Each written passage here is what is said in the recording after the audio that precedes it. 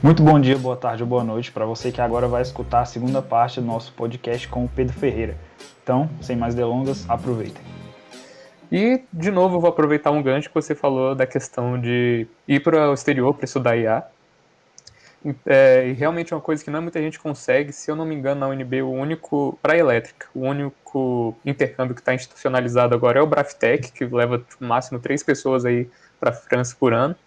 E, então, a gente gostaria de saber como que foi esse processo seletivo, como você descobriu o Globalink, como é que você conseguiu pegar essa bolsa. O que você acha que te ajudou, que a UNB te proporcionou e que te ajudou nesse processo seletivo para sair? E como é que foi essa experiência no exterior? Você acabou de falar que a UNB não deixa a desejar, mas acredito que tenham sim muitas diferenças entre as faculdades, pelo menos nas experiências em si, que são muito diferentes. E se você quiser responder antes disso tudo, você falou da parte do futebol, torce pro Mengão, né? Com certeza. Ah, sim. Gente, assim, sobre isso, sobre sair, a UNB, ela realmente carece um pouco a institucionalização de parcerias internacionais, não é uma coisa que era prioridade, é uma coisa que eu lutei bastante quando eu era representante discente, não só no KN, mas depois lá em cima no CEP, é uma coisa, é uma pauta que eu sempre tive para mim, porque eu tenho a seguinte visão, eu tenho a visão de que você está aprendendo dos professores, assim, o que eu sinto no meu curso, o que o meu curso trouxe para mim, eu aprendi a aprender. Eu aprendo qualquer coisa hoje porque eu tive que aprender muito durante o curso e agora eu dou conta de aprender a aprender. Eu consigo aprender potência, eu consigo aprender controle, eu consigo aprender, se for necessário, música, eu consigo aprender a falar hebreu, eu consigo aprender qualquer coisa que eu tentar, com mais ou menos dificuldade, porque eu aprendi a aprender. E é uma coisa que eu não cheguei no curso com essa capacidade. Uma coisa que foi desenvolvida, que a UNB trouxe para mim muito forte. Isso da UNB ser capaz de gerar alunos que aprendem a aprender, gera alunos competitivos em situações internacionais, mas também gera alunos que seguem um vício. Porque a gente aprende com os professores não ensinam a gente engenharia só para a gente aprender aquela parte técnica.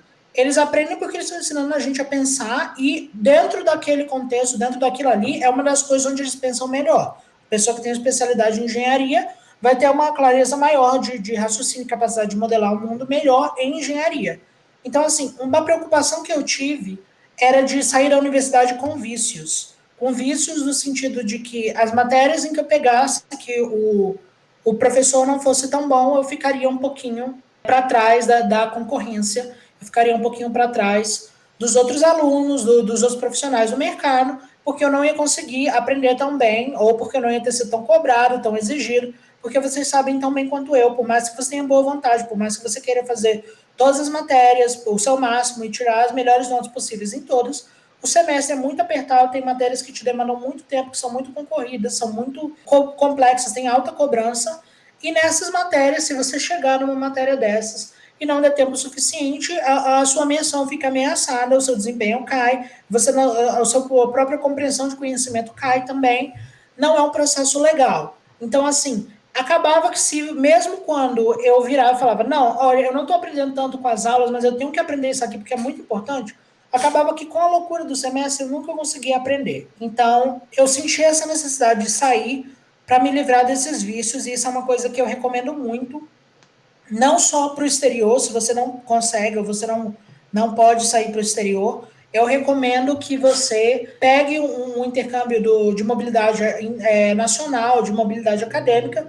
Eu acho que todo mundo deveria fazer isso, a graduação, deveria passar um semestre fora da universidade, ou totalmente na indústria, do tipo 40 horas trabalhando, ou então em outra universidade. Eu acho que agrega para a experiência justamente para corrigir esse tipo de vício e para te ajudar a pensar de uma forma mais tridimensional, de pensar independentemente, de tirar suas próprias conclusões ao invés de assumir que o que a universidade faz é o certo. E aí nisso eu vi a necessidade de sair.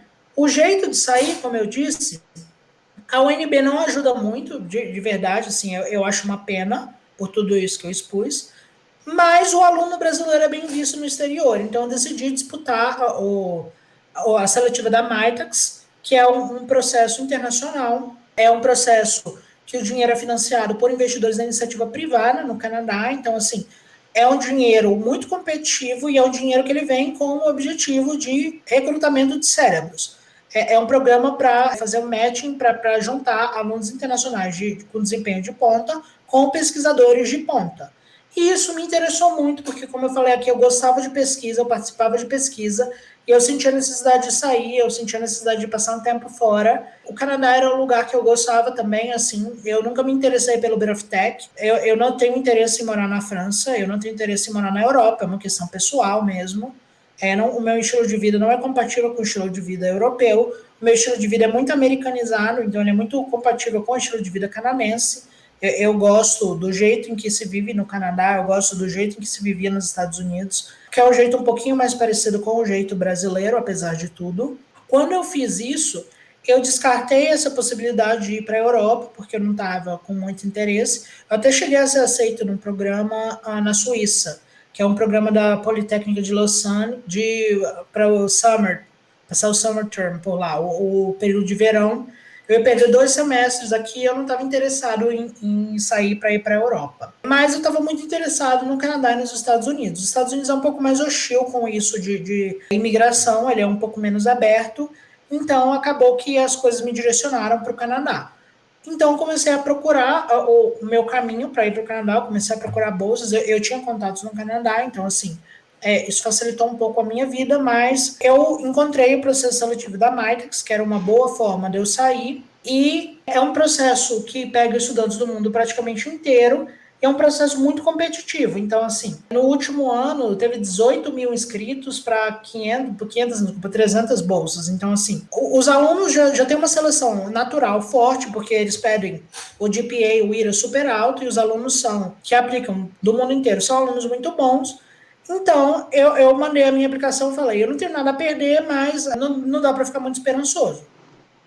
E aí é nisso que entra onde eu acho que a gente ganhou muito, que eu ganhei muito pessoalmente. Porque, assim, faz muito pouca diferença. Vocês sabem disso também quanto eu. Não tem muita diferença técnica, não tem muita diferença de valor agregado que um aluno nota 9,8 ou um aluno nota 10 consigam ter. Não é isso que vai nortear a seleção. Então, assim, você recebeu o meu currículo e o currículo de 10 paquistaneses, de 5 indianos, de 3 mexicanos, de 2 pessoas da Tunísia, 2 alemães, um francês, todos com nota 10 ou com nota 9, todos, ou alguns com nota 9 e outros com nota 10, todos são muito parecidos. É muito difícil, é muito duro você dizer, esse é melhor que aquele porque a nota dele está um pouco maior. Você não conhece as universidades, você não conhece os backgrounds, você não sabe como é que é o esquema de nota por lá, você não sabe se a pessoa está com as notas menores porque ela pegou muito crédito ou porque ela teve os professores mais difíceis. Não é tão descritivo. Em termos de inteligência artificial, eu diria que é uma feature ruim. Uma feature que a quantidade de informação é muito pouca. E aí, o que acaba diferenciando muito nisso, nesses processos seletivos para o exterior, é justamente o que você tem no extra classe. O que você fez que vai além do que a universidade te exigiu. O que você conseguiu trazer de novo, o que você conseguiu fazer de engajamento, de extracurricular, o que você teve de extensão, o que você teve de pesquisa. E eu tinha um currículo muito forte nisso. Eu tinha uma aplicação que eu fiz um caso muito forte para isso. Eu tinha uma aplicação competitiva, por quê? Porque eu já tinha fundado o CISA, eu já tinha sido do KN, eu já tinha sido do CEP, eu estive representando a universidade, mas antes de eu entrar na UNB, no ensino médio, eu fiz parte de empresa júnior também, eu presidi o Junior Achievement lá no Sigma. Então, eu me dedicava muito dentro da universidade e eu tinha muita coisa para pontuar nisso. E eu tinha experiência de pesquisa, eu tinha artigo publicado já, e isso é uma coisa que pesa, uma coisa legal. Então, assim, quando eu apliquei, tem uma etapa, depois das aplicações iniciais, depois que eles fazem uma triagem, que é uma etapa de entrevista. Eu fui chamado para fazer 2 entrevistas principais, uma com um professor na Concordia University, em Montreal, e outra com um professor em Alberta, e os dois falaram para mim a mesma coisa. E o professor da Concordia University falou para mim de forma mais clara e de forma direta. Ele falou, olha, eu estou te colocando em primeiro lugar no meu ranking, entre os alunos que eu estou escolhendo, porque eu vi que você tem muito compromisso com a sua universidade, eu vi que você tem muito compromisso com a sua comunidade, que você mostra isso, que você tem essa determinação, e para mim isso é importante. Você tem um bom histórico acadêmico, você está mais ou menos na mesma área que eu estou, e você se importa com as outras pessoas, você se importa com a sua universidade, você se importa em estar pelo menos tentando fazer o seu melhor. Você vai errar, claro, todo mundo erra, eu errei um monte na minha universidade também, Não acho que sou perfeito, eu acho que eu errei bastante, mas eu tentei fazer o meu melhor em muitas coisas e valorizam isso, isso é bem visto no exterior, isso é uma característica que te ajuda a diferenciar, porque academicamente essa competição é difícil e isso acaba ajudando o professor a fazer a seleção, a encontrar o aluno que tem um perfil, dessa vez não mais só o perfil acadêmico, mas também o perfil de relacionamento interpessoal com quem ele quer trabalhar. No final das contas, eu não acabei indo para nenhum dos dois, eu acabei indo para Halifax, para Dalhousie University, porque era o meu plano A desde o início, foi a universidade que eu ranqueei mais alto, e a minha professora não quis entrevistar, ela ficou satisfeita com a aplicação só por currículo e pelas cartas que tinha que mandar, porque você tem que mandar algumas cartas de motivação, e você precisa de 2 professores mandando cartas de referência, te descrevendo como que você foi, como é que você em termos de relacionamento, em termo acadêmico, e assim, ela ficou satisfeita só pelas cartas, acabou me selecionando, ela estava em primeiro na minha lista, acabou dando o match certinho, mas eu tive essa conversa com os outros 2 professores, em que foi muito produtiva para eu entender isso. Foi muito produtivo para eu entender que o motivo pelo qual eu estava me sobressaindo, o motivo pelo qual as oportunidades estavam aparecendo para mim, não era só porque eu era um bom aluno, porque um bom aluno tinha uma pilha com 20 currículos de bons alunos. Era porque eu era um bom aluno que tinha mostrado um histórico de participação legal com a comunidade, o que fazia o laboratório enxergar que o meu perfil era de uma pessoa agregadora, uma pessoa que estava indo lá não só para estar fazendo pesquisa, mas uma pessoa que estava indo lá para fazer pesquisa, para ajudar no clima do laboratório, para fazer amizade, para desenvolver relacionamento, para desenvolver uma conexão e voltar para o mestrado daqui a pouco, que está acontecendo comigo, e voltar e construir sua vida por lá, porque é um programa que o objetivo final dele é promover imigração, no final das contas, imigração qualificada. Mas tem muito intercâmbio que o objetivo dele é só dar uma experiência diferente e que é super válido. Tudo que eu falei continua aplicando, a experiência é a mesma e com certeza na hora que eles forem selecionar, eles vão levar isso em conta também, porque ninguém quer ter o risco de trazer uma pessoa do Brasil para lá e a pessoa não está interessada em ajudar, em devolver essa confiança que está tendo nela. Porque é um custo muito grande, você está no exterior, é uma coisa extremamente cara, ainda mais agora que o câmbio está muito ruim para a gente. Então, assim, essas oportunidades de bolsa, elas são oportunidades super legais, eu super incentivo que o pessoal procure, tem várias oportunidades. O Martax não pega mais alunos da UNB, a UNB infelizmente perdeu esse convênio também, assim, a gestão da professora Márcia é tenebrosa, nesse sentido de internacionalização, não melhorou a universidade, pelo contrário, na minha leitura deu um passo para trás. Se vocês quiserem cortar isso do podcast, você pode cortar, mas é a minha opinião pessoal. Assim, você tem essa internacionalização que a UNB não ajuda, mas você tem outros lugares querendo atrair talentos e querendo atrair pessoas para estar por lá, para conhecer as universidades, os programas. Então, assim, além da Martex no Canadá, você consegue o ELAP, dependendo do que for o ELAP. Você consegue para Austrália e para Nova Zelândia, sempre tem Summer Internships para os meninos. Na Suíça, a EPFL, a Polytechnique de Lausanne, sempre abre também o Summer Internship, e eles também abrem, se eu não me engano, para o ano inteiro, que é uma outra oportunidade super legal para quem quer estudar na Europa. Nos Estados Unidos agora está melhorando também, o Lick Princeton está abrindo para brasileiros, então assim, é uma questão de procurar, uma questão de você definir, de você planejar, pôr na sua cabeça que você quer, montar um currículo e montar um perfil que seja compatível com a aplicação, que consiga te dar um diferencial, consiga te mostrar, consiga demonstrar claramente o valor que você traz a mais, porque o nosso valor como pessoas não é a nossa nota na universidade, nosso valor é aquilo que a gente está contribuindo de outra forma para a universidade, para as pessoas que estão ao nosso redor, mostrando que você consegue agregar valor, tendo um bom histórico acadêmico compatível com o que se espera. Para uma universidade dessas, todo mundo tem tudo para conseguir uma boa experiência, para ter essa chance de ir para fora. Na pior das hipóteses, se tudo der errado, se você odiar, você vai passar 6 meses, você vai amadurecer um monte, você vai aprender bastante coisa nova, e você volta com a cabeça melhor para terminar seu curso com maestria e ter uma coisa que é um premium, é um plus, os empregadores gostam também. Cara, essa parte de sair que você falou, que eles gostam muito que você possa agregar valor. Uma coisa também que eu gosto de comparar é o que o professor Zagueto falou no episódio dele, né? Que a gente perguntou o que ele sentia de diferença no ambiente de trabalho daqui para os Estados Unidos, né? Porque ele trabalha na Sony da Califórnia. Aí ele falou que que o que ele mais gosta da diferença é o respeito que os outros têm com o seu trabalho. Por exemplo, quando você está falando, mesmo que você você tenha errado alguma coisa, a pessoa sabe que você gastou seu tempo, que você se dedicou realmente para fazer aquilo e na hora de criticar ela vai te respeitar. Então, assim, eles querem que você agregue valor e não que você agregue valor para o ambiente e não só para você. Isso é uma crítica até que eu tenho pro povo brasileiro em geral, que é, tipo, a gente busca muito agregar valor só na gente mesmo. A gente nunca está buscando olhar e tentar agregar no outro ou em outras coisas. E você vê que é uma característica muito vista com muito bons olhos lá no exterior e é um diferencial assim enorme. E queria perguntar assim também porque você trabalha no Canadá, né? E assim, a gente sabe que essas oportunidades surgem quando você está nas universidades de lá. E como é que surgiu essa oportunidade de trabalhar na empresa aí, na Snow Fox do Canadá?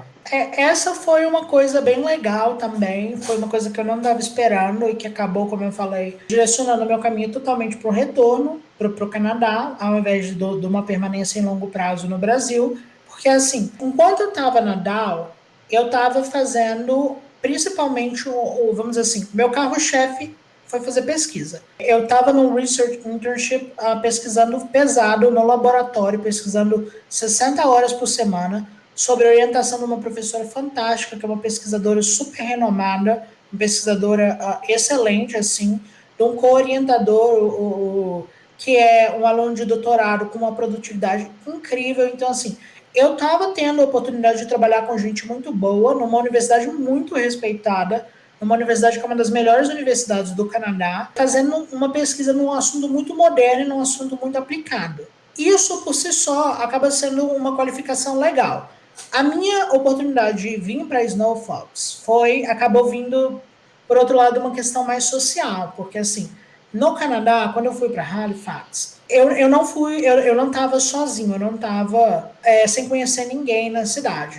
Eu tinha os meus padrinhos, a Mayra e o Eduardo, assim, que são pessoas fantásticas, que me acolheram muito bem por lá, assim, Luquinhas também, que eram a minha família por lá, basicamente, e que eles são estabelecidos por lá. Eles estão já lá há bastante tempo. Eles foram embora em 2002, então são 19 anos. Então eles são bem integrados, eles conhecem a comunidade. Então eles acabaram me apresentando para a comunidade. Eu não fiquei restrito no mundo de tipo, os meus contatos são só contatos dentro da universidade. Eu estava num mundo em que eu conhecia gente da universidade, eu conhecia canadenses da sociedade civil, canadenses em geral, que eles conheciam, e eu conhecia a comunidade brasileira no Canadá. E dentro da comunidade brasileira no Canadá, eu acabei conhecendo o Marcos, que é o CEO da Snow Fox, fundador. Na época, ele estava acabando de sair da IBM, ele era sócio da IBM em Toronto, e ele foi para Halifax porque ele já estava pensando em abrir uma empresa. Ele estava acabando de sair da IBM, onde ele tinha trabalhado supervisionando transformação digital e inteligência artificial, e ele estava indo para abrir a própria empresa, indo para Halifax por conta do clima e dos incentivos fiscais. E a gente acabou se conhecendo e a gente conversou bastante, porque assim, ele é engenheiro eletricista, eu também, os dois trabalhando com AI, os dois trabalhando com tecnologia.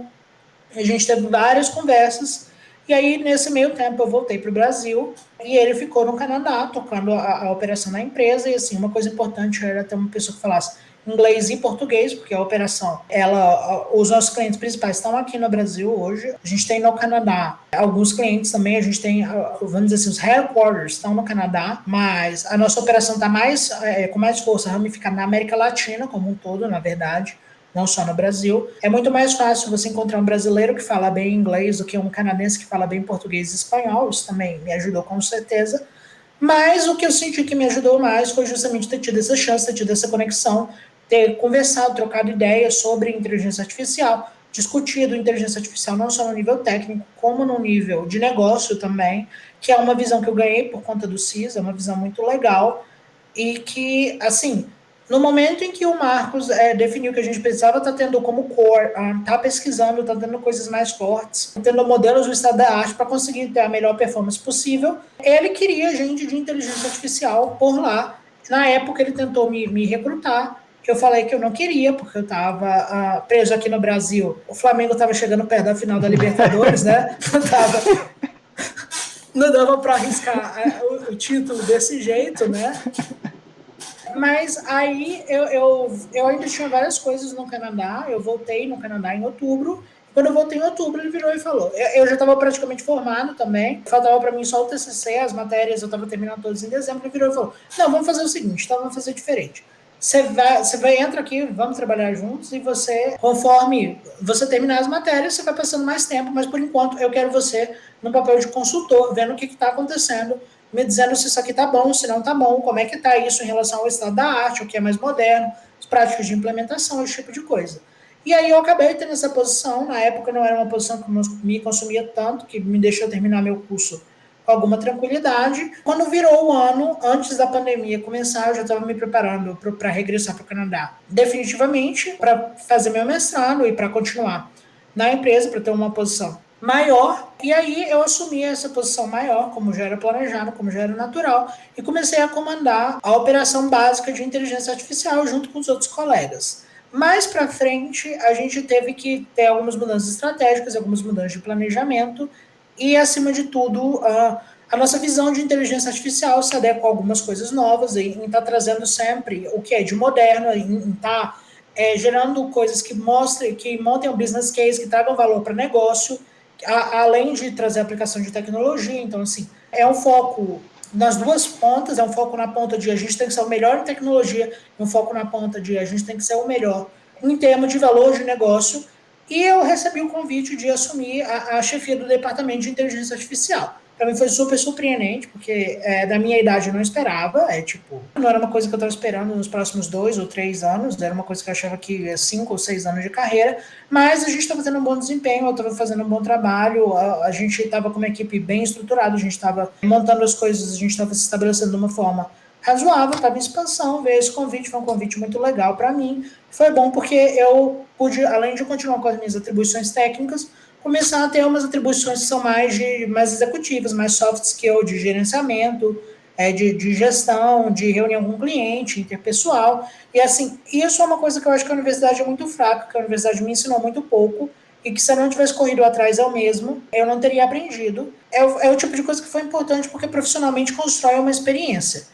Aí, mais recentemente ainda, eu assumi a operação, a operação como um todo, não só o departamento de inteligência artificial, mas eu passei a responder por toda a operação, desde a infraestrutura até a inteligência artificial. Se o banco de dados pegar fogo, se a inteligência artificial começar a dizer que gato é cachorro, tudo é culpa minha. É complicado, mas assim, profissionalmente foi um movimento super legal para mim.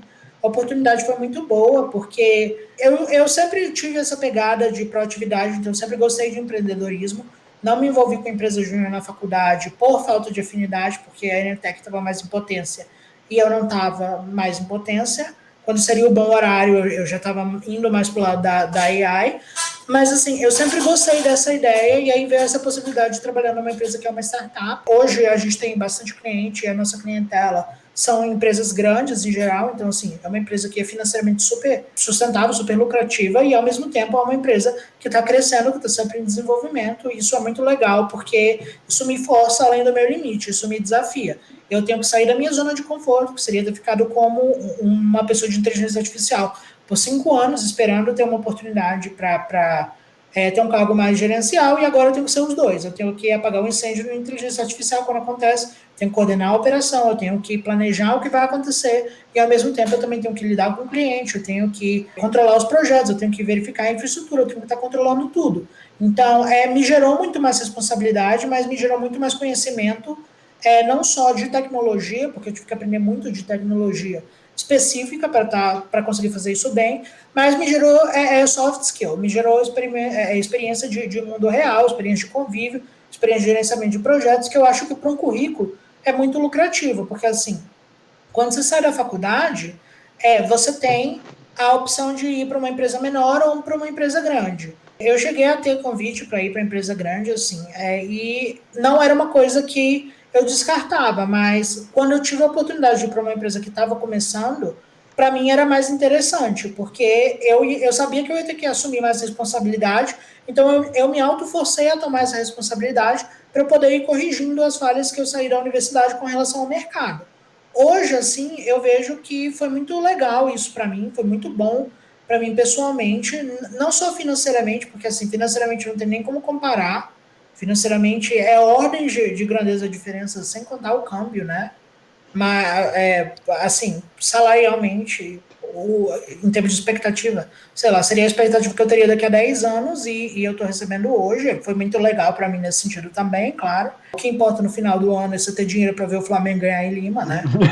Custa caro isso. Mas, em termos de desenvolvimento pessoal profissional, também foi muito legal, porque eu tive que pegar muito mais experiência. Eu me propus a fazer muito mais coisas. Eu acabei aprendendo muito mais com isso. Então, assim, se trabalha bem mais também. Não tem, eu nunca ouvi falar de semana de 40 horas de trabalho desde que eu subi de cargo, pelo contrário. As minhas semanas são 50, 60 horas de trabalho, às vezes até mais. Mas, pessoalmente, eu estou aprendendo muito. Profissionalmente, eu me sinto super bem, me sinto super realizado. Acho que eu faço uma coisa muito legal, acho que eu faço coisa que eu queria, eu acho que eu estou aprendendo e desenvolvendo o que eu precisava aprender e desenvolver para o restante da minha carreira, para os outros 30, 40 anos que tem.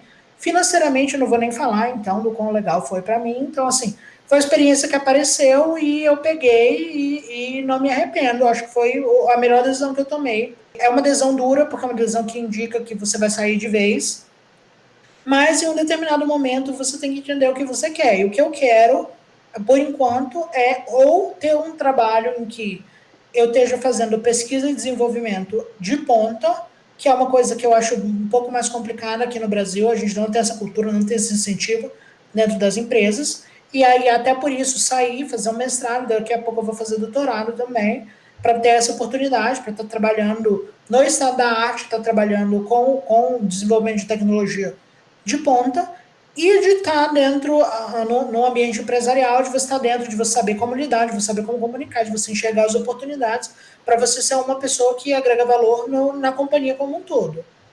Com isso, eu acho que eu tenho realização profissional, são as duas coisas que eu gosto de fazer, que eu me sinto bem. O cavalo veio selado, eu não podia perder a chance. A verdade sobre como eu entrei na Snow Fox é essa. Eu tive essa oportunidade porque eu tive esse networking muito legal que eu fiz lá no Canadá. Era uma coisa que tinha uma sinergia muito grande, porque a gente faz o que eu estava fazendo naquela época também. É uma coisa que eu tive as minhas credenciais bem alavancadas, porque eu tinha um bom desempenho, eu tinha acabado de ganhar o prêmio, eu vinha de um intercâmbio super competitivo, fazendo pesquisa de ponta, numa das melhores universidades do Canadá, com certeza a melhor universidade do Atlântico. E, assim, isso gera confiança, claro, quando alguém decide te recrutar ativamente, ao invés de você ter que aplicar. Alguém virar e falar, não, vem trabalhar comigo. Isso gera uma confiança, isso teve um valor muito grande para mim, claro. Mas, além disso, isso tem também a questão de, dentro do trabalho, uma vez que você entrou, você está fazendo o seu melhor e você tem preparação para fazer o que te propuseram a fazer. Isso é muito importante também, porque assim, isso faz a diferença, a gente tem que entregar. A engenharia, bem ou mal, ela é uma profissão voltada a resultado, é uma profissão voltada à entrega. Então, assim, você tem que ter convicção de que você tem capacidade de fazer o que você faz. E essa convicção é uma coisa que eu desenvolvi porque a universidade me deu uma base teórica super forte, a universidade me deu uma base teórica muito legal, e o CIS me deu a base prática, entre tapas e beijos, digamos assim, me tomando um bando de tempo, mas me fazendo me desafiar ao máximo, me deu uma base prática legal também, e acabou dando certo, e acabou criando essa oportunidade, que até agora eu aproveitei. E agora o futuro a gente espera para ver aqui para frente, mas por enquanto muito legal.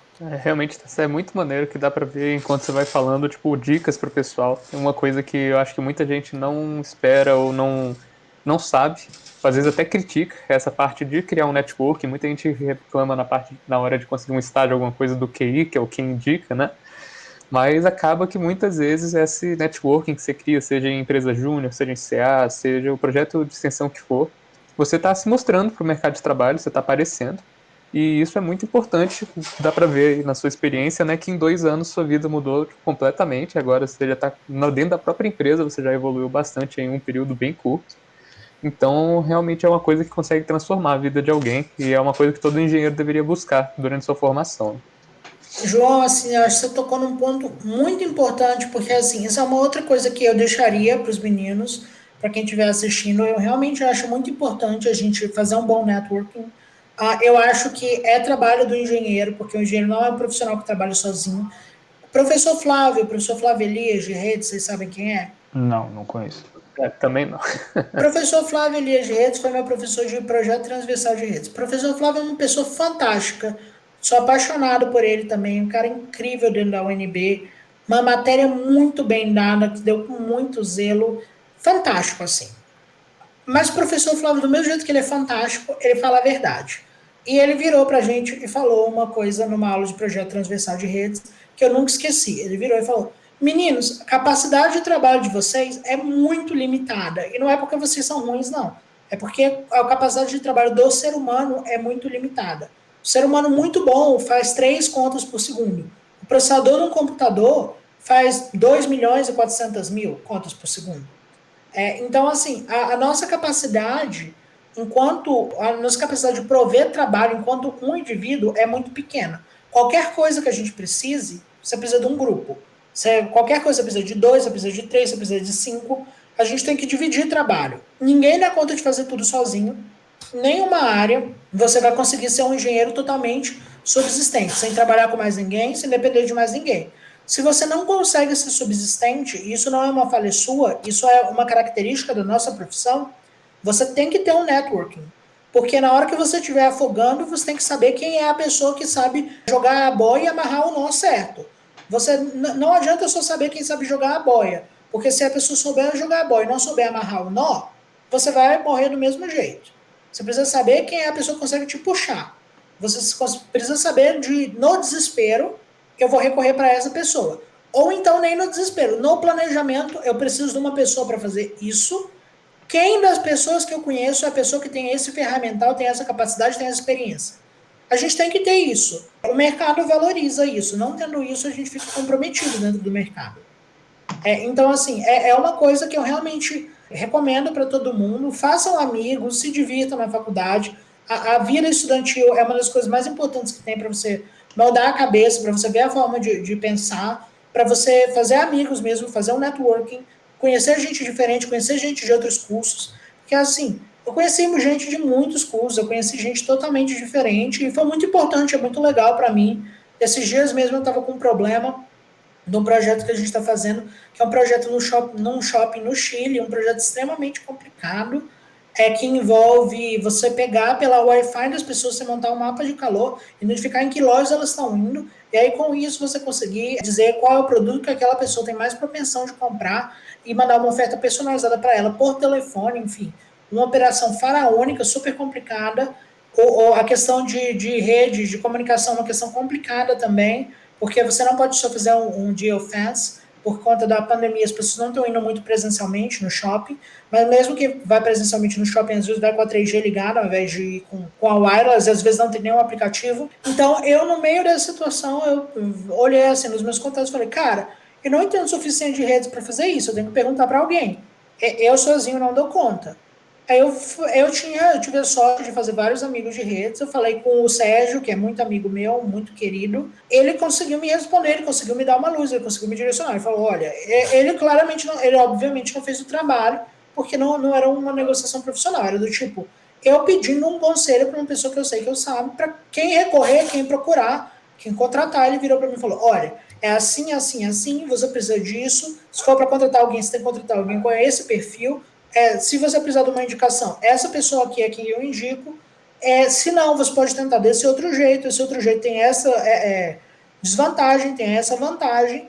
E ter a quem recorrer para isso faz o seu trabalho ficar muito melhor. Do mesmo jeito que os meus colegas fazem isso com frequência, não é incomum. Eu recebi mensagens das pessoas me perguntando: Pedro, você tem alguém para me indicar? Eu quero contratar um engenheiro com essas características. Eu sempre estou indicando colegas meus, estou indicando pessoas que estão dentro do meu network, que são pessoas que eu conheço, que eu sei o que elas fazem, eu sei que elas são capazes de fazer e que eu consigo fazer um vouch for, confiar nelas e dizer, nessa pessoa aqui eu realmente acredito e ela tem responsabilidade suficiente para honrar o compromisso com você. Com frequência também eu estou recebendo perguntas de inteligência artificial, colega trabalhando em telecomunicações falando: Pedro, eu estou com uma antena MIMO aqui que ela está recebendo isso de sinal. Aí os sinais estão embaralhando, o ruído está grande, tem a dimensionalidade aqui. O que você faria? É uma coisa que eu sempre estou recebendo, é uma coisa que eu sempre estou ajudando, do mesmo jeito que sempre que eu preciso, sempre estou me ajudando também, porque faz parte do nosso trabalho. Mais do que você ser bom tecnicamente, é você estar cercado de gente que também é boa tecnicamente. Realmente é um negócio muito diferente. Essa parte do networking, como você mesmo falou, a questão da confiança, né? Às vezes você vai receber ajuda, às vezes você vai ser ajudado, mas de qualquer maneira o seu nome está ali. Você, quando conhece as pessoas, você tipo, mostra o seu trabalho, né? Poxa, você vai contratar alguém que você confia ou você vai aceitar uma recomendação, igual você falou, de alguém que você confia. E isso é muito interessante. Pô, é fenomenal para quem quer trabalho em qualquer área. Muita gente acha que, eu quero seguir a área acadêmica, não preciso disso, vou só ficar aqui fechado no meu cubinho. Não é assim que funciona também, contatos são sempre interessantes. Na área E, acadêmica é pior, porque você ser orientado é exatamente, puro networking.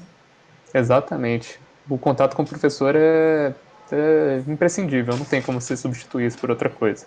Mas voltando um pouquinho na questão do trabalho, a gente sabe que isso aqui é uma questão um pouco delicada, então sinta-se à vontade de falar só o que você quer. A gente já cortou partes de outros podcasts, mas se você pudesse dar um gostinho pra gente, como é que é a rotina de trabalho que você acabou de falar também, que você não sabe que é uma semana de 40 horas de trabalho há algum tempo, né? Se você puder falar um pouquinho como funciona seu sistema de trabalho e tudo. Não, assim, gente, em termos de rotina, o que eu faço inicialmente? Se for para descrever o meu dia ou se for para descrever um dia padrão. Durante o meu dia, a primeira coisa que eu faço é eu monitoro todos os meus sistemas, todas as minhas coisas que estão em produção, eu verifico se está tudo funcionando certo, se os resultados estão mais ou menos dentro do que eu estava esperando. Mesmo que eu tenha serviço de monitoramento automático, eu gosto de fazer essa vistoria eu mesmo, eu me sinto mais confortável desse jeito, porque às vezes já tem alguma coisa dando errada, mas ela ainda não chegou ao alarme da minha automação. E eu sempre tento não deixar chegar no alarme, porque para quem é uma empresa como a nossa, que não vê valor em infraestrutura, a infraestrutura não é core para a gente não está aqui tentando competir com a Amazon, a gente não disputa para ter o melhor gerenciamento de infraestrutura, então a infraestrutura normalmente é terceirizada, então quando você tem uma coisa assim, você tem que acionar uma outra empresa, isso tem um tempo de resposta, é uma coisa mais complicada, é uma coisa mais lenta, então se você o quão mais rápido você souber, menos impacto isso tem no seu negócio, menos impacto isso tem na sua operação. Eu passo muito tempo no início do dia respondendo e-mails, porque todo e-mail chegou para mim que eu não consegui responder até o final do outro dia. Eu respondo sempre de manhã, para de manhã cedo eu começar meu dia sem dever nada para ninguém. Eu tenho várias reuniões em geral, eu falo com 2 ou 3 clientes por dia, ou reuniões de gestão no sentido de ver como que a nossa aplicação está funcionando e o que a gente pode fazer para funcionar melhor, ou mostrar o resultado, ou ver se está tendo business case, ou resolver algum problema. Ou então reuniões de prospecção, que você tem uma reunião com um novo cliente, em que você está negociando uma entrada do novo cliente, ou está só apresentando o seu produto, ou às vezes até que, como aconteceu essa semana comigo, eu tive 2 reuniões assim, do contrário, de cliente, desculpa, de fornecedores querendo me oferecer os serviços deles. Isso é parte do meu dia a dia, porque eu tenho uma posição um pouco mais gerencial, então acaba que eu tenho que fazer, e é importante também. A empresa às vezes ganha não só clientela, mas às vezes faz sentido você terceirizar algum serviço, ou você contratar um fornecedor para atender uma necessidade que você tem e não está atendida ainda. Além disso, eu tenho bastante trabalho no sentido de definir as nossas diretrizes, fazer algumas definições estratégicas de planejamento de longo prazo, do tipo a nossa visão, a nossa estratégia, desenvolver os nossos próximos produtos. Eu acabo supervisionando isso também. Por exemplo, a gente tem uma ferramenta atualmente de segmentação, que é o nosso carro-chefe. Segmentação de clientes, a partir de dados, você consegue identificar cada setor que é mais propenso a comprar cada produto, e com isso você consegue ter uma coisa legal. Com isso você consegue fazer uma boa segmentação, aumentar suas vendas, melhorar a performance do seu negócio. Agora a gente está indo para uma solução que vai muito no caminho de pricing dinâmico, de encontrar os melhores preços para você cobrar pelo seu produto, para você vender para o fornecedor, para você otimizar os seus canais, às vezes otimizar o portfólio inteiro, porque é um problema muito grande que você tem. Por exemplo, se eu sou um marketplace grande, igual a Amazon, às vezes o melhor preço para eu vender um mouse pode ser R$ 15. Mas se eu vender o mouse por R$ 15 e eu estou vendendo, sei lá, por 12, se eu começar a vender por 15, eu posso ter uma canibalização e começar ao vender o mouse mais caro, eu posso começar a ter gente migrando para um mouse mais barato, para um mouse inferior que vendia menos, um mouse, sei lá, de 10 ou de 7, e essa canibalização custar mais caro do que o lucro que eu ganhei subindo o preço.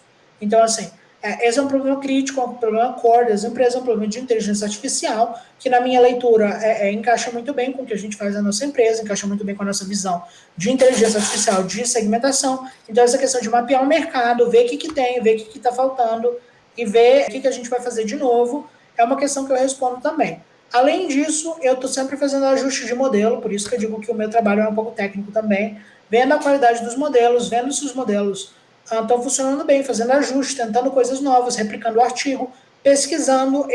O meu trabalho é um trabalho muito de pesquisa, eu leio no mínimo 10 artigos por dia, é muito raro um dia que eu leio menos do que 10 artigos. Com frequência eu tenho que ler livros também, por conta disso, para ver que as pessoas estão fazendo de mais novo e ver que abordagens encaixam bem, que não encaixa bem com a gente. O que encaixa bem eu sempre estou tentando trazer, sempre estou tentando fazer, para a gente tentar replicar e ver até que momento isso dá para estender dentro do nosso ambiente, até que momento não dá para melhorar a performance. Além disso, eu faço um pouco de gerenciamento de infraestrutura, porque tem necessidade de fazer DevOps e a gente não tem um time dedicado de DevOps. Então, quando precisa fazer alguma coisa de DevOps, subir alguma coisa para a nuvem, mudar alguma coisa na nuvem, fazer um backup, alguma coisa assim, eu sempre tenho que estar fazendo também. Algumas coisas são automatizadas, outras a empresa de infraestrutura faz, mas principalmente quando a gente está num ambiente de teste, eu faço muito DevOps também. Acaba sendo uma coisa que eu preciso fazer. Então, como eu falei, o meu trabalho é um trabalho em que eu faço muitos trabalhos de uma vez só. Você trabalha bastante quando você está numa situação dessa, até porque você está numa startup, ao invés de uma empresa com, sei lá, 40, 50 funcionários.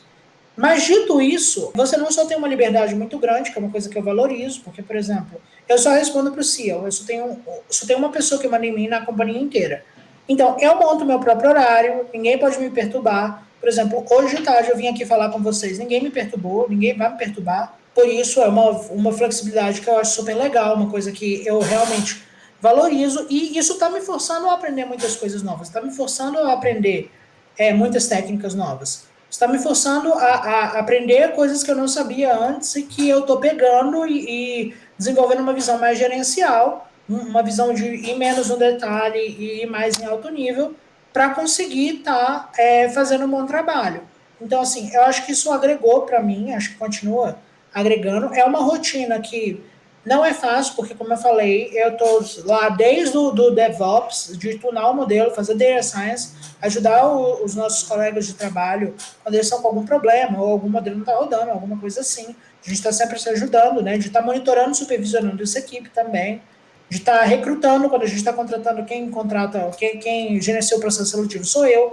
Quando a gente tem que contratar um estagiário, por exemplo, eu tenho que lidar com a burocracia interminável da UNB, que é muito hostil para receber estagiário, uma coisa bem ruim isso, prejudica muito vocês, porque, por exemplo, agora a gente está contratando no Canadá, eu vou contratar um estagiário na Dow, e é mais fácil eu contratar um estagiário no Canadá do que eu contratar um estagiário no Brasil, sendo que contratar um estagiário no Canadá custa mais ou menos 9 vezes mais do que contratar um estagiário no Brasil. E ainda assim, é considerável a dificuldade que a gente tem nisso, de lidar com vamos dizer assim, o ambiente institucional hostil. Então, assim, é uma coisa que às vezes eu tenho que intervir, eu conheço o processo, então eu sei como é que faz. Mas, assim, o meu trabalho principal é gerar resultado nos modelos, não só os modelos que eu estou ajustando, mas os modelos que outras pessoas estão ajustando também. Se tiver algum problema, eu estou supervisionando.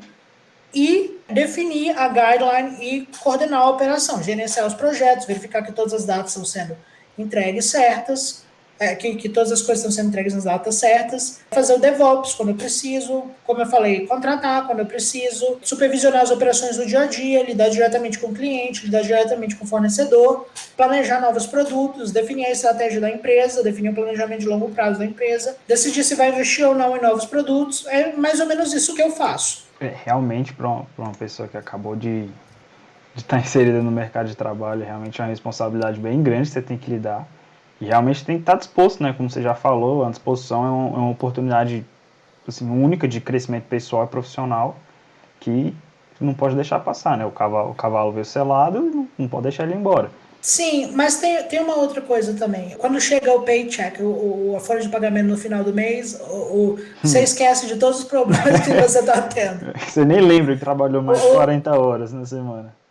eu olho assim e penso, caramba, eu devia ter trabalhado um pouco mais essa semana para dar uma rebatida, aliviar para a empresa. Tá doido.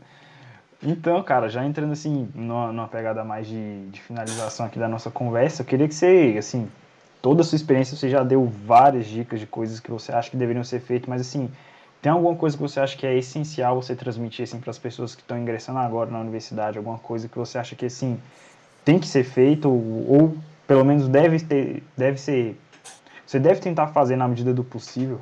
Pode falar, tipo, realmente todos os erros, acertos que você pensa que teve aí durante o percurso. Uma coisa que a gente notou vendo seu currículo também é que não tinha estágio, que é uma coisa que, tipo, surpreende bastante. Tem muita gente que desde o quarto, quinto semestre já quer, tipo, pegar um estágio, dois estágios, três estágios. Então, queria que você comentasse toda essa trajetória aí, fazer um balanço mesmo. Não, assim, sobre o estágio, eu vou começar por ele. Eu tive o seguinte, eu fiz um estágio no Canadá. Eu estava no Research Internship e eu saí, aliás, o primeiro emprego que eu tive quando eu comecei, o meu emprego era um emprego de research. Então, assim, na verdade, eu não tive um estágio, eu tive o melhor dos estágios para o emprego que eu tive, que era um emprego intensivo em pesquisa, sendo que eu tinha tido um estágio intensivo em pesquisa no exterior com uma orientadora super legal. Então, assim, esse foi um dos motivos pelo qual eu não procurei um estágio no mercado mesmo, um estágio na indústria. Foi porque eu queria um trabalho em pesquisa, então eu fiz, o estágio que eu fiz foi o estágio que eu fiz no Canadá em pesquisa. Passei um verão inteiro no Canadá, um verão maravilhoso, o 23 graus, temperatura ótima, só se for 9 da noite eu lá preso no laboratório fazendo machine learning. É, uma pena que eu não consegui tomar tanto banho de praia quanto eu queria, mas foi um estágio legal, assim, meu período Nadal inteiro, além do estágio, foi super legal, super produtivo para mim, mas assim, falando sobre, eu entendo o que você está falando, porque assim, ainda que tenha sido, foram 3 meses, e foram 3 meses quando eu estava no exterior já, então eu já estava fazendo outra coisa, eu já estava num processo de intercâmbio. Normalmente, eu tenho vários colegas que fizeram 2, 3 anos de estágio, e eu nunca me interessei por fazer esse tanto de estágio, porque eu acreditava no seguinte: a primeira coisa é uma questão financeira mesmo, é uma questão até social, que assim, eu acho que a UNB não ajuda muito quem está em situação de vulnerabilidade ou quem está em situação socialmente um pouco mais complicada. Então, algumas pessoas têm que recorrer para o estágio por uma questão financeira.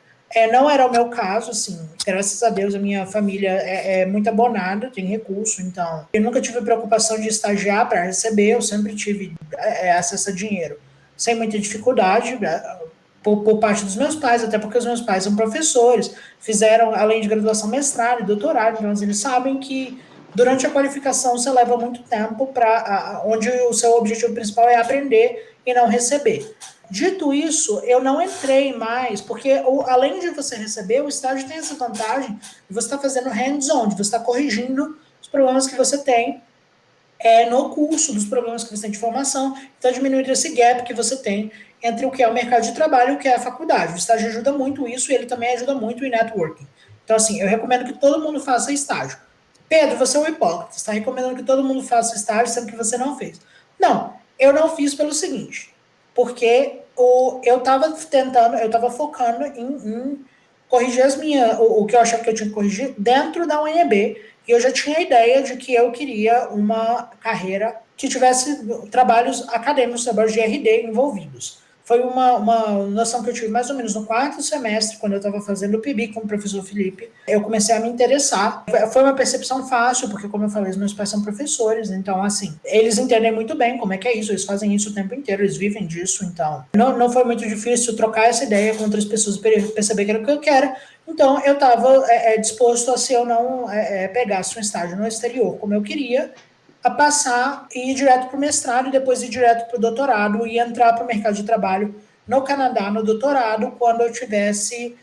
Porque no Canadá, no doutorado, tem um programa, ou lá no Canadá, eles dão incentivo para recém-formados. O governo paga 70% do seu salário no primeiro ano e 35% no segundo ano.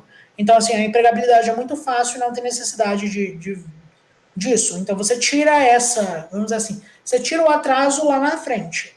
Então, não era uma coisa que me preocupava pelo meu planejamento de longo e médio prazo, e porque eu estava muito envolvido dentro da UNB e eu sentia que eu estava crescendo ali dentro. A minha grande preocupação sempre foi se eu estava crescendo ou não. Como eu me sentia crescendo, eu não senti necessidade de estágio. Se eu me sentisse estagnado, eu teria pego um estágio. Eu quase peguei um estágio para falar a verdade, inclusive era um estágio em inteligência artificial em potência, que era o melhor dos mundos, era tudo que eu queria. Eu fui oferecido, estava tudo certo. Acabou que caiu porque eu caí, porque foi mais ou menos assim. Me ofereceram um estágio na quarta-feira e na quinta-feira me falaram que eu ia para o Canadá, entendeu? E aí eu acabei não pegando, mas naquele momento o meu curso já estava chegando no final. Eu sentia que o CIS estava me ajudando e o extracurricular estava me ajudando. O meu PIBIC estava super legal com a professora Cláudia, outra pessoa fantástica ali do nosso curso. Mas naquele momento eu já sentia que as matérias não estavam mais me ajudando, que eu não estava crescendo. Então eu ia pedir um estágio, acabou que eu fui para o exterior no lugar, não pedi, mas assim, em termos de estágio, eu super acho importante. A gente contrata estagiários, eu seria muito hipócrita se eu falasse para não fazer um estágio. Pelo contrário, a gente contrata estagiários, eles rendem super bem, eles aprendem bastante, eles trazem bastante também pra gente, agregam muito. Então é uma coisa que eu acho que é muito legal, é muito benéfica para todo mundo. Fazer um estágio é uma ótima experiência. Eu não vou dizer como eu não fiz eu não fiz vários estágios, eu não vou dizer para vocês não fazerem estágios ou que eu tenho a fórmula de encontrar o melhor timing para quando fazer o estágio. Mas a regra que eu usei na minha formação para decidir quando eu ia fazer um estágio eu decidi que eu ia estagiar quando eu sentisse que eu não estava desenvolvendo, que eu não estava crescendo dentro da faculdade. Quando isso aconteceu, eu já estava muito no final do curso, acabou que eu tive a chance de ir para fora, eu preferi ir para fora do que estagiar. Não me arrependo, eu acho que foi a melhor decisão que eu tomei, até porque eu estagiei lá fora também, então foi tipo 2 pelo preço de 1.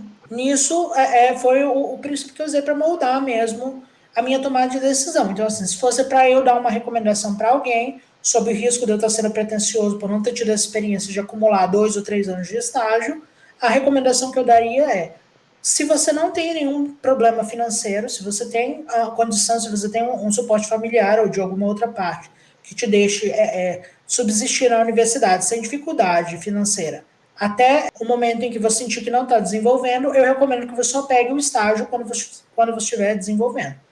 Em caso contrário, se você tem necessidade do estágio, o estágio vai te agregar bastante profissionalmente, ele vai te consumir um tempo. É uma situação realmente que não é ideal, você está na nossa idade, você já tem uma pressão para pagar a conta, você já tem uma pressão para trabalhar, você já tem uma pressão para se manter, mas na pior das hipóteses, o estágio está sempre ali te ajudando a te tornar um engenheiro melhor. Ainda que você não tenha tanto tempo para desenvolver nas matérias, você vai se desenvolver também, você vai se desenvolver de uma forma um pouco mais prática. Então, assim, é uma coisa que eu vejo com olhos muito bons. Eu não tenho experiência para falar sobre, mas eu vejo com muito bons olhos, assim. É o tipo de situação em que se eu recebesse um currículo para avaliar para um estágio ou para uma vaga permanente, eu consideraria com muito carinho, eu consideraria com uma atenção especial, porque é um perfil que me chama a atenção e é um perfil de uma pessoa que recebe uma formação prática muito boa, que chega no mercado de trabalho com um gap entre ela e o mercado de trabalho praticamente zero. E aí aquela coisa de, isso é a custa do conhecimento teórico? Não sei se é as custas do conhecimento teórico. Cada caso é um caso, eu acho que cada pessoa tem facilidade ou dificuldade de gerir o tempo de acordo com o próprio perfil. Então, assim, não sou eu que vou fazer esse tipo de julgamento estereotipado. E aí, assim, falei muito sobre o estágio e acabei me perdendo do outro ponto. João, você teria a gentileza de me lembrar o que era? Claro, claro. É só realmente se você tem alguma dica final, agora realmente já em tom de finalização. Tem uma dica para a galera que está fazendo curso, principalmente para quem está começando, não conhece muito engenharia aí, que você aprendeu durante sua trajetória que acha interessante. Além de, óbvio, todas as dicas que você já passou aí, que já foram muitas, a gente conseguiu pegar muito desse podcast, que foi muito bacana.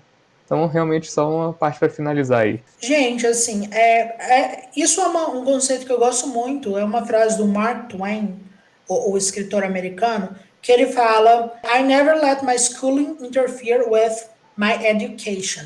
O que diz que para você não confiar a sua educação, a sua formação, só a educação formal. Aí você está sempre tentando ter algo a mais, aí você sempre está tentando pensar no seu próprio jeito, aí você sempre está tentando recorrer a outras fontes e conseguir construir o seu próprio conhecimento. Acho isso muito legal, acho que isso me ajudou muito no curso e eu acho que vai ajudar muitos de vocês também. Você pegar e começar a se esforçar para estar recebendo informações de outras fontes, para estar recebendo conteúdo, conhecimento de outros lugares, conhecimentos diferentes dos conhecimentos que a gente pratica majoritariamente nos conhecimentos padrões. Uma outra coisa que vai nessa linha também é a questão de aproveitar as oportunidades que a universidade tem no extracurricular. Eu sei que no início não parece muito apelativo você ficar lá tempo a mais na UNB, às vezes estragar a sua grade, que você montou toda bonitinha. Eu entendo muito bem esse drama de vocês. Eu era o tubarão das grades, eu conseguia as melhores grades, 3 dias por semana livre, aula só de manhã, nenhuma janela. Se tinha alguém que conseguia no meu semestre, era sempre eu, assim, porque eu testava todas as combinações, eu tinha um programa que calculava as combinações possíveis e me devolvia a melhor grade. Eu admito, eu roubei, mas foi por uma boa causa. Foi por Depois uma você me causa passa esse do... programa aí. Infelizmente ele quebrou quando a matrícula web mudou para o SIGA A, mas se você está na pós, ele ainda funciona, porque a pós ainda está na matrícula web. Mas enfim, eu entendo que isso é importante, mas mais importante do que isso é o que você vai pegar no extracurricular. Desenvolvam o extracurricular, a gente no extracurricular pega experiência, a gente pega networking, a gente pega um pouco de autonomia também, de você começar a fazer as coisas motivado por você mesmo ou motivado por outros colegas, porque o colega ele é uma figura menos autoritária do que o professor.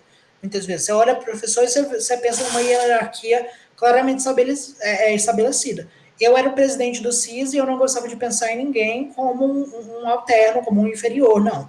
Para mim, todos os membros era uma hierarquia praticamente horizontal, no sentido de que o respeito que eu tinha por todos os membros era igual e, acima de tudo, eu consideraria o input de qualquer um membro, independente do cargo que estivesse ocupando.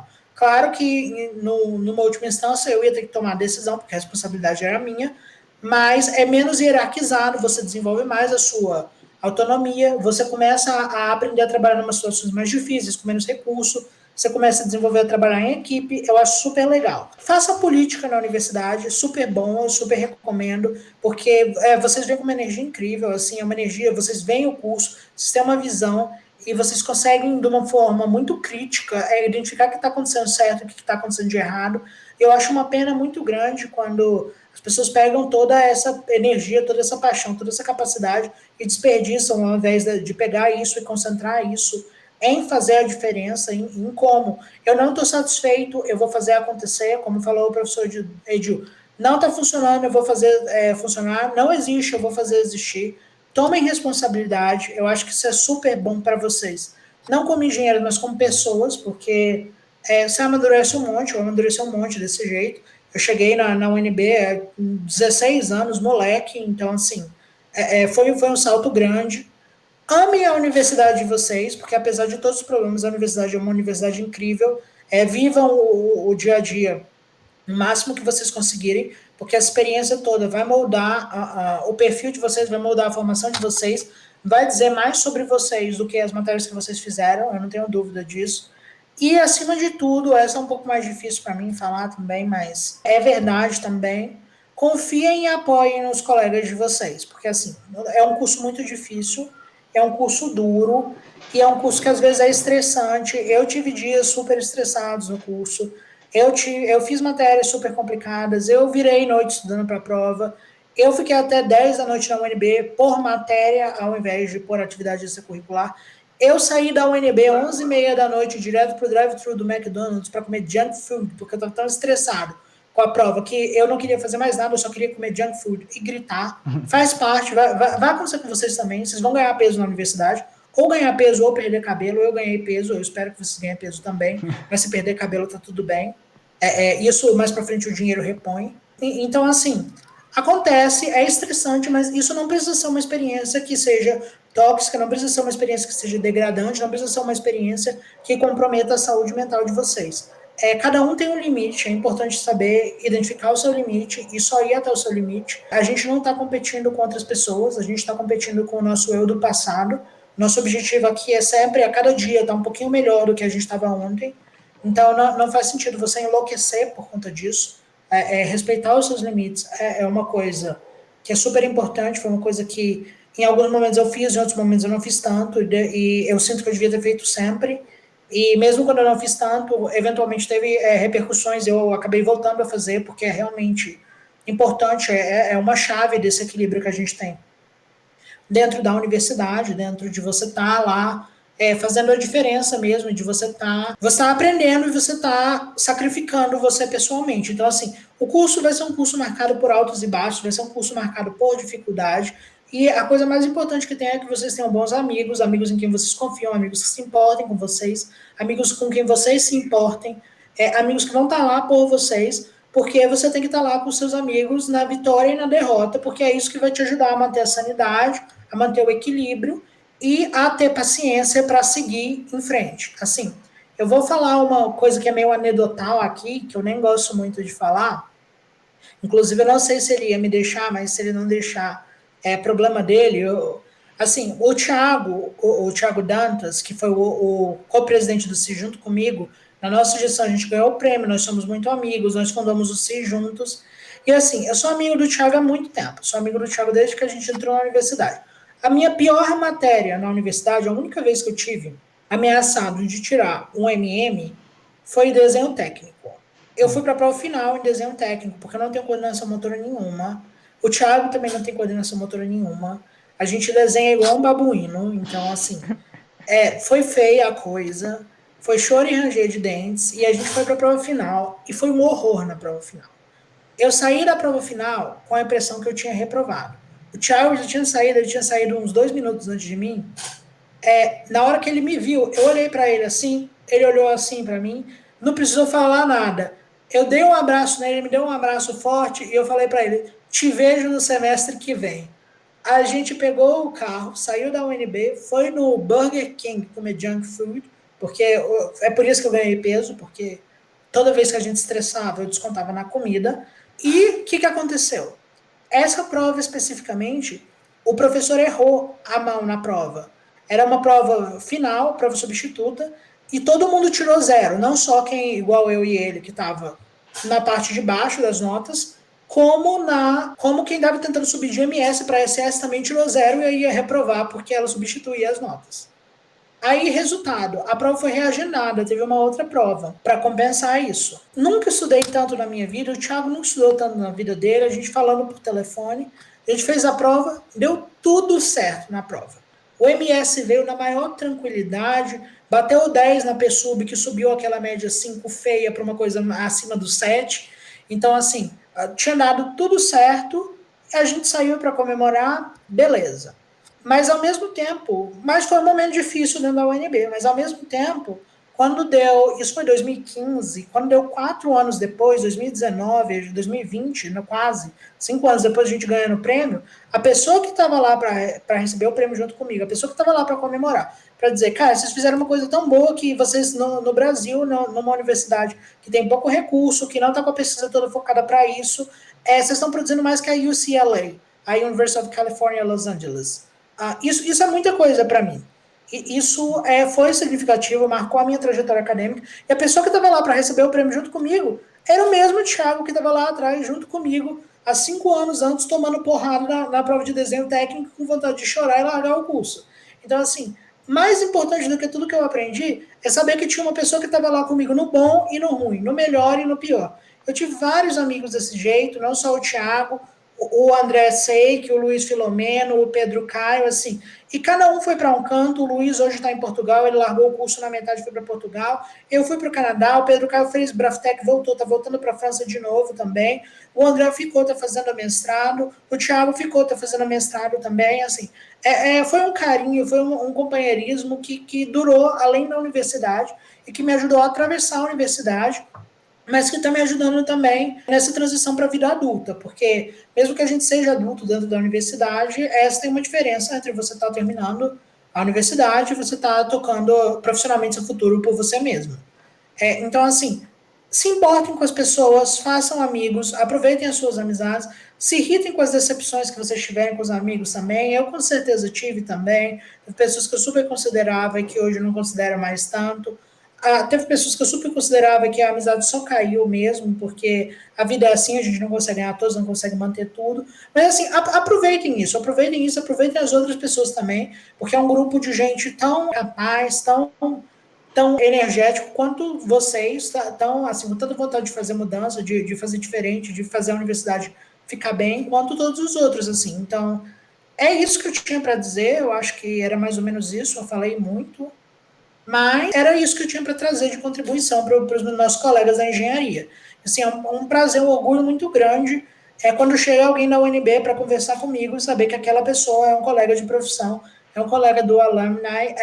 Eu me sinto muito bem, eu sinto que são pessoas muito boas, muito bem formadas, muito capazes, que têm uma visão muito legal, têm uma visão social muito sensível, assim.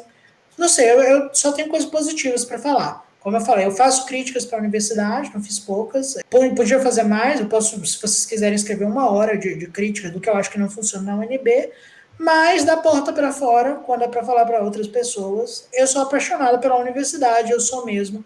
E eu sou apaixonada pela universidade por conta dos alunos da universidade, por conta do povo que tem na universidade, que são alunos fantásticos, são pessoas super capazes, são pessoas super determinadas, que querem fazer a diferença, que eu acho que é o que a gente precisa. Gente, era isso então. Pedro, muitíssimo obrigado pelas suas palavras. A gente se sente bem honrado mesmo de poder receber você aqui. Que as suas palavras sirvam de inspiração para todas as pessoas que tenham ouvido essa nossa conversa aqui. Você citou aqui o professor Felipe, o nosso último episódio foi com ele, tá lá no Spotify, se você quiser Sim, ouvir. eu ouvi, fantástico. O professor Felipe é um cara fantástico demais. Professor Felipe, muito gente boa. Eu tive o prazer de ter aula com ele no último semestre dele da UNB, que foi o semestre passado, né? Circuitos Polifácio. Professor excelente, só elogios. Citei o professor Zagueiro, tem nosso episódio lá com ele também, e agora vai o seu. E assim, para quem ouviu aqui até aqui, fique ligado nas nossas redes sociais, nosso Instagram, principalmente, que todas as datas de postagem estão tudo lá, todos os próximos episódios que vão vir. E no nosso Spotify também, todos os episódios passados, desde o primeiro, todos disponíveis para você ouvir. Pedro, muitíssimo obrigado. Eu espero que desejo tudo de melhor aí para você na sua vida, que já é de muito sucesso, mas assim, que daqui para frente tenha mais ainda, porque você é uma pessoa que merece. Então, assim, muito obrigado pela oportunidade de estar conversando aqui com a gente e até a próxima. Se o Pilão tiver alguma coisa para falar. É isso aí que você já falou e que eu repeti várias vezes durante também todas essas dicas que passaram desde a primeira pergunta. Tenho certeza vão enriquecer bastante aí o pessoal que está assistindo. Eu realmente só tenho a agradecer, foi um prazer acompanhar você aqui, Pedro. Espero que você tenha gostado também de responder nossas perguntas, ter sido um momento bom para você. Que nem você disse, é uma agenda corrida, então valeu por reservar esse tempinho aí pra falar com a gente. E é isso mesmo. Até mais, galera. Até a próxima. Matheus e João, assim, eu só queria agradecer mesmo a oportunidade de estar aqui, de vocês me convidarem, fiquei muito honrado com o convite e pela recepção, pelo host que vocês fizeram, que foi assim, com brilhantismo completo, assim, muito, muito sensível, muito legal a condução da conversa, super proveitoso para mim, eu agradeço demais mesmo a oportunidade de ter estado aqui com vocês, gente. Então é isso, pessoal. Até a próxima. Até a próxima, gente.